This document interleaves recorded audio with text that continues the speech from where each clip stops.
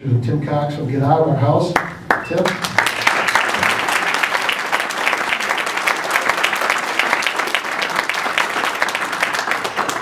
right, thanks everybody for coming. So I'm on a seemingly impossible mission. It's a little bold, but it is a plan to replace all 435 members of the United States House of Representatives. And I think it's because we don't have representatives. We have politicians in office. We have guys like Arlen Specter, 5 times a U.S. Senator. But did you see his quote when he changed parties? I'm not going to let the members of my district determine the fate of my political career. He really said that. A quote from Sam Adams came to me that I'd read somewhere during that year, and it goes like this. He said this in 1776.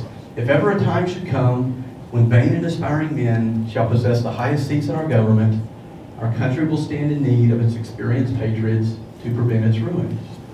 And I kind of compare the male and female gender of the rattlesnake species to the red and blue parties, right? The Republicans and Democrats. I can see no difference, and I don't think any people have a problem with that comparison.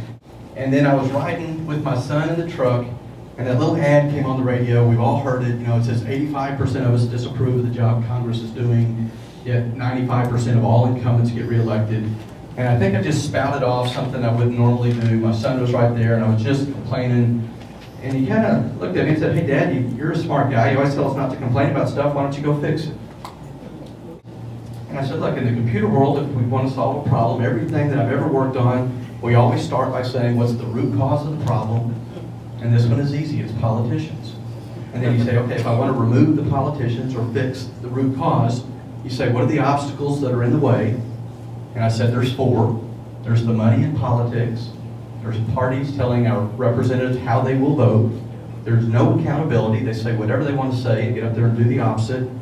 And they're more worried about their career than they are us.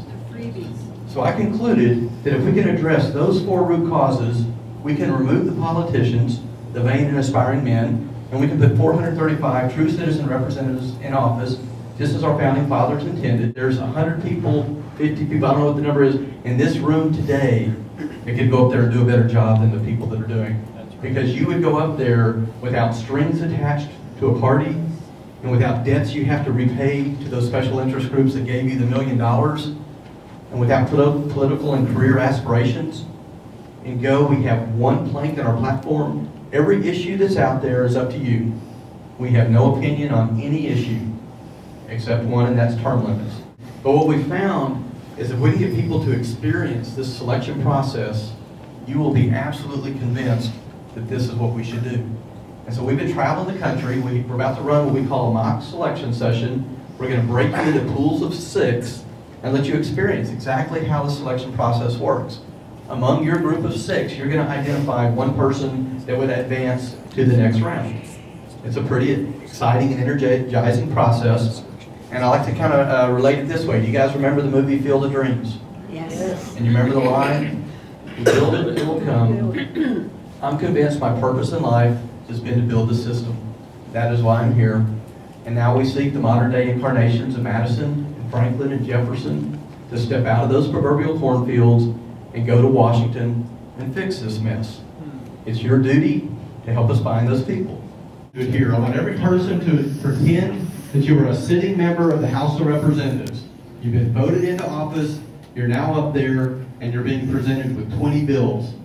These are the simplest bills. They're only one sentence you'll ever see, so I hope you'll read them, right? I know our congressman doesn't always do that. And you're going to vote on each of the 20. Every question starts with the words, will you vote for or against? And what you're going to do is circle the word for or circle the word against.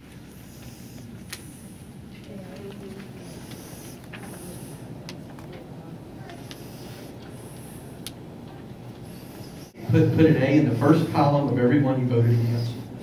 So for you, that's 1, 2, 3, 4, 5. We're going to record the other 5 people in those other 5 columns. And here's the way we'll do it. Number 1 is going to call out what they were against. So everybody except number 1 in the next column over, put a number 1 at the top.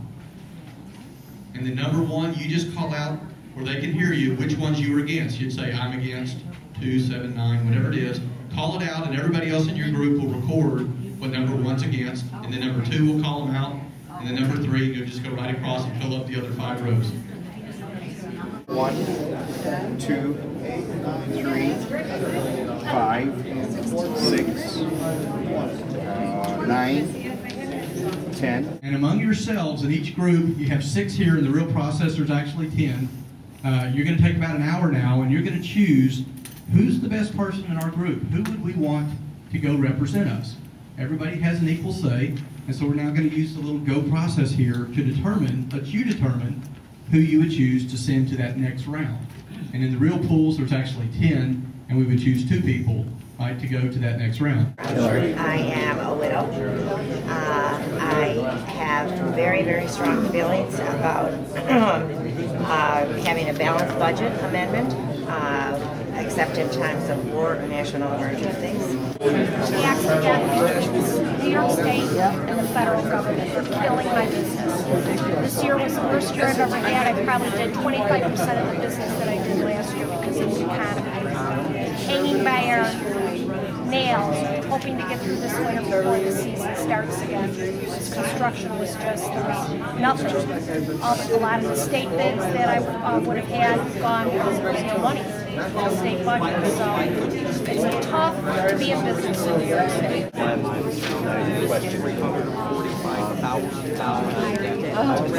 Today, and that's exponentially increasing. We are on the point of the abyss, going into financial. Is you're now going to interview the other 5 people in your group. They're one-on-one interviews.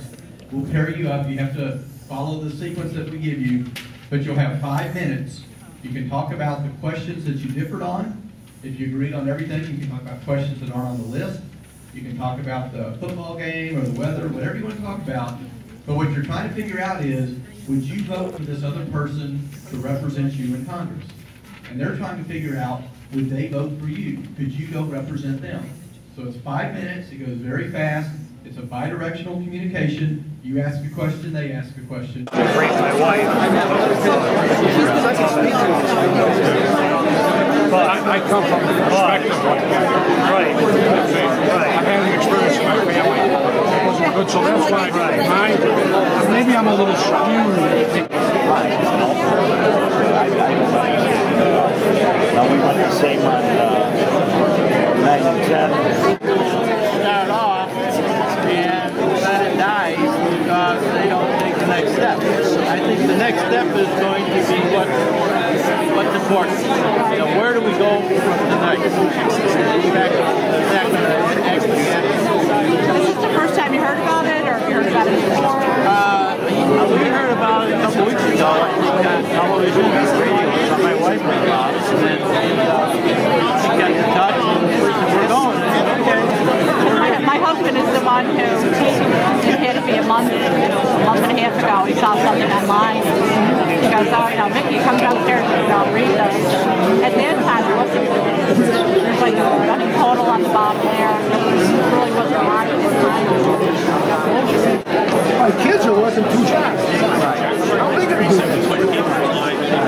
Focus on getting problem solved. I think it'll be much more, you and others will be much more successful, much quicker. So I'm trying to reach out to every group in the country. And I think it's fantastic.